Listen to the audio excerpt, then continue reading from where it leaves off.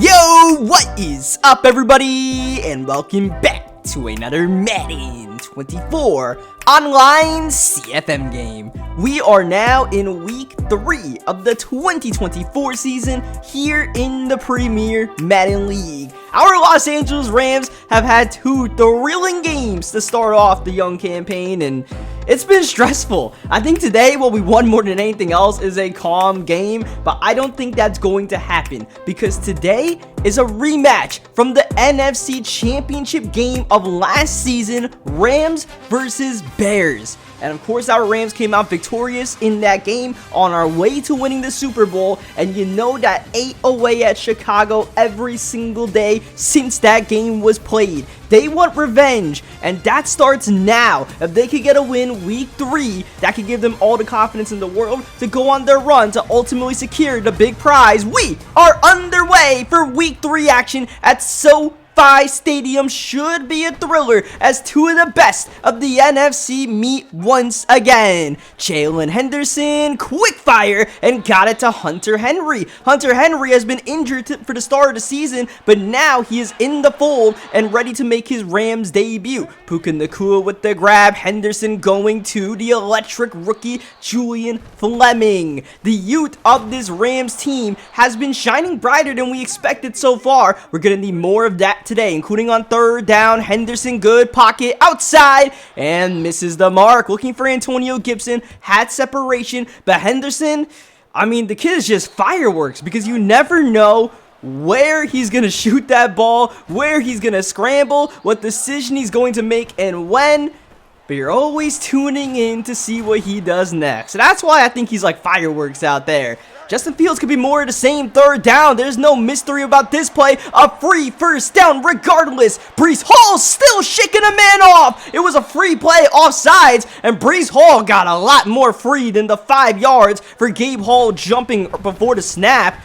You got a gain of about 20, maybe 30 on that play, but Breece Hall injured on the very next play. If you may remember from the NFC Championship game, Breece Hall did not play in that game. He was injured, but he's supposed to be the #1 back on this team. Fields, wow! Marvin Harrison! That is unreal that Fields got that pass off. Next play, Khalil Herbert cashes in the check that Marvin Harrison Jr. and Justin Fields wrote right there. That was amazing by Fields, and yes, that is Maserati Marv on the field. I know what you're wondering. How the heck did the Bears get Marvin Harrison Jr.? They should have had the 30th overall pick of the draft playing the NFC Championship game.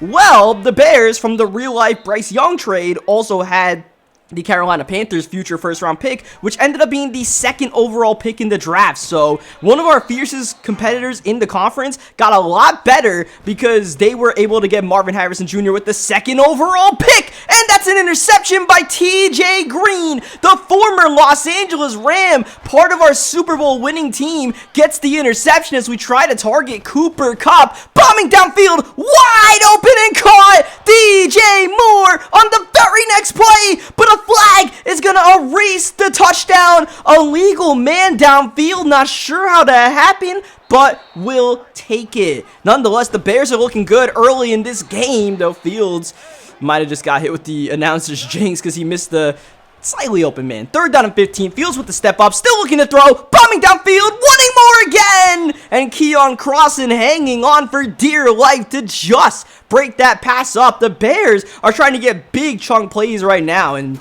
we got to protect our secondary because our secondary is still pretty young, very raw. The leader of that secondary, of course, last week's hero, Grant Delpit, our free agent acquisition from the Cleveland Browns. Offensively, we just got to get some control, get some 1st downs, and maybe a lot more than that. Oh no! That could have been a walk-in touchdown for Puka Nacua. Instead, 3rd down, a sack! A sack by Joey Bosa off the edge. Man, a nightmare start for our Los Angeles Rams. And at the very least, we could be happy that DJ Moore touchdown was taken off the board because this could have been even worse, believe it or not. We are shell-shocked right now, and clearly the Bears came into SoFi looking for some revenge. But the one thing is, we got Justin Fields 2 for 7, a little uncomfortable 3rd down. Fields with the step up, it's caught, but that should be negated. Illegal forward pass, yes, that's the call.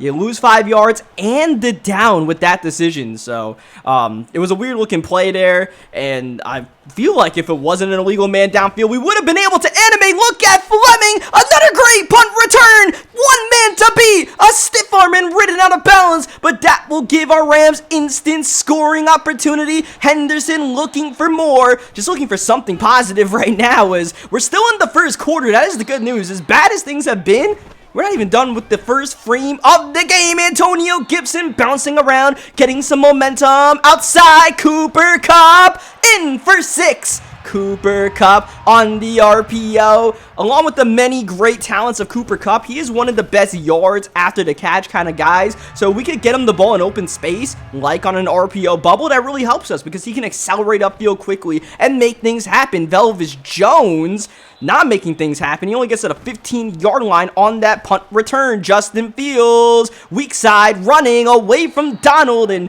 nearly getting the first down. Justin Fields with that 93 speed is so hard to contain. Here he is once again. He's got the first down. It's Rayshon Benny injured on the play, the rookie second-round draft pick, and really one of the guys that we need to step up on that defensive line.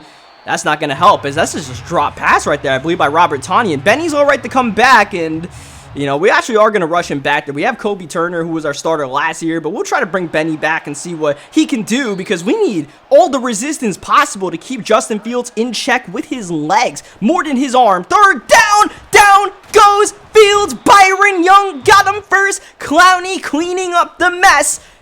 Hey, look, Byron Young can get some heat off the edge. That's the best way to get Justin Fields down, because Justin Fields is struggling to pass so far today. We just got to keep him from extending those plays. Here's Kirk Merritt, breakaway run. Kirk Merritt, so electric to start this season. He was the hero in week 1.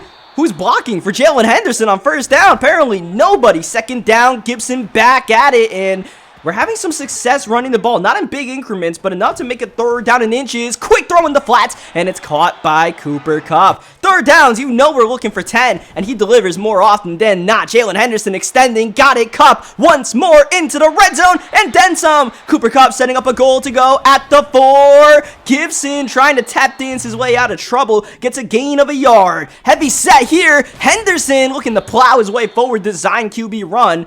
Didn't get a yard on that play. Empty set, third down. Henderson, spy in the middle, going up high. It's caught. It's a touchdown. It's Puka Nacua. Puka Nacua is an underrated red zone threat in this Rams offense. Obviously, Cooper Kupp has the red zone threat ability. That's the guy you're watching. But more often than not, not just in the red zone, but in general, Cooper Kupp's role on our team, as much as being the #1 receiver, is being a decoy to get other guys open. Kind of the same way Aaron Donald is something on the pass rush, right? He draws the double teams. That gets Byron Young the one-on-ones. That gets Jadeveon Clowney the one-on-ones, you know? And Cooper Kupp does the same thing on the offensive side of the ball. And that time it worked out. A lot of attention drawn to him. He ran a little stick route, and we were able to deliver as Marvin Harrison, forming one of the better wide receiving duos in the league. You got DJ Moore and Marvin Harrison Jr. on the same team. A lot of headaches for our secondary that struggled so far today. Fields eventually brought down. Benny got the first hit in there. Shout out to Benny the Bull. It's third down and 5. Fields under pressure. Down he goes.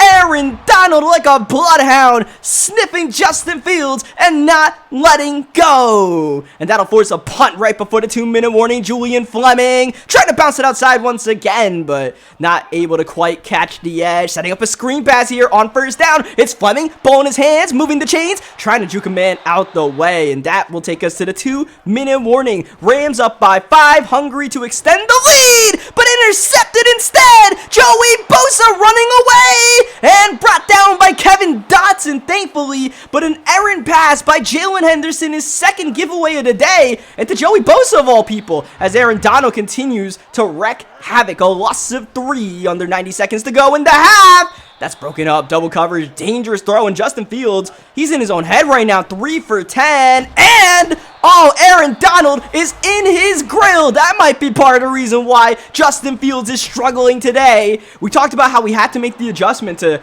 get Justin Fields contained, and Byron Young and Aaron Donald, they took that assignment personally. They're doing it themselves right now. Even Benny, our defensive line is really stepping up to the challenge, but offensively, we gotta stop shooting ourselves in the foot, as that'll be caught. That's a nice pass lead right there. Get it to Gibson, lead him out of bounds. We have 2 timeouts with just over a minute left in the first half. Wide open, Gibson is gone. This will be 69 yards to the crib. Nice touchdown by Antonio Gibson to help our Rams extend the lead. You know, we've been struggling to get downfield plays, so to get a one big hitter like that is straight up beautiful, because it feels like the longer we're on the field, the more opportunity for Jalen Henderson to make a mistake as much as make a good play. Fireworks, baby. But hey, man, that's what fireworks bring. Sometimes it's a beautiful explosion, and it counts for 6, as it did there. Now, Chicago, they're in a little 1-minute drive here. They've got all their timeouts. That's an illegal forward pass to Durant. Broken up, incomplete. That'll be a loss of 5, and once again, a loss of a down as well. Loss of 4. I don't know who's not counting correctly there on the referee side, but oh no, Byron Young injured. That's not what we need to keep Fields in check. He's stepping on 2nd down, taking off. Chico Bennett subbed into the game for the injured Young, making the tackle, only a gain of 3. And that's our Rams burning a timeout. An aggressive call here to try to get the ball, but we need to get this stop on 3rd down. That's covered and broken up by Keon Crossan. And you see Justin Fields continues to have a miserable day. And Byron Young, I think that's an abdominal tear, so that's going to be a multiple week injury, and that's a big loss. Byron Young had a pretty healthy rookie campaign as Julian Fleming getting us to midfield and a little bit more than that. And once again, the return ability of Fleming giving us a chance to get some points before halftime. We have 1 timeout in our back pocket. That game gets us to the 41. This will help a lot more. Oh, but Henderson misses another wide open player. That's really been the story of the first half. 3rd down, it happens again. Cooper Kupp, that was as easy as it gets. And 2 straight misses by Jalen Henderson, and now we have to settle for a long Chase McLaughlin field goal. He makes 58 yards, look like 8 yards. That should not have been as easy as it was, but we got a kicker with a boot, and we're in the dome here at SoFi Stadium, so there's not much resistance on that kick. So we feel pretty confident in our kicker in those situations, but man, it would have been nice to get one of those open plays, because it feels like we're leaving points on the table more than anything else, because since the great start for the Bears in the first 5 minutes or so, I mean, they have been locked up in the box, and we hid the key. We locked them up in the chamber, and they have no way of getting out. So we got to keep them down while we can, and we miss out on getting 6 instead of 3 on those kind of drives. Now the Bears get the ball to come out to start the second half, and we'll see what they can cook up if Justin Fields can get things going in this second half. As Velvis Jones, I don't know why he keeps returning these kickoffs. He's not even getting past the 20-yard line on any of these. And for an offense that's struggling, that's the last thing you want, is special teams to shoot you in the foot as well. Justin Fields, well protected, wide open. Cole Kmet, that's the big play that Fields needed badly for his confidence. Only the 4th completion of the game for the young quarterback, as Breece Hall, who got injured earlier in the game, he's back in trying to battle for extra yards. He gets a gain of 5. Going end zone, open. Oh, he got it. Marvin Harrison Jr. contorting his body to make the grab. And a quick march downfield in under 2 minutes by the Chicago Bears has put the pressure back on our Los Angeles Rams. Remember, in the NFC Championship game, it was our Rams who made the double-digit comeback in the second half. The Bears are really trying to return the favor today. This is a free play for us. Henderson, take your shot downfield. You've got it. Open man. That's Cooper Kupp with the grab, making a move afterwards, and Cooper Kupp close to midfield. And a beauty of a free play like that is maybe we don't throw that. Maybe we don't wait in that situation, but knowing that we got nothing to lose, why not let it fly, right? As you gotta let that one go, but that's gonna be an unnecessary shot taken by Jalen Henderson. Probably gonna decrease his stamina a little bit. Now we have a 3rd down and long. You got Kupp in the slot here. Delayed blitz, not getting there. Wide open and caught by Antonio Gibson, who really had to extend to make that grab, because once again, it was another errant pass by Jalen Henderson,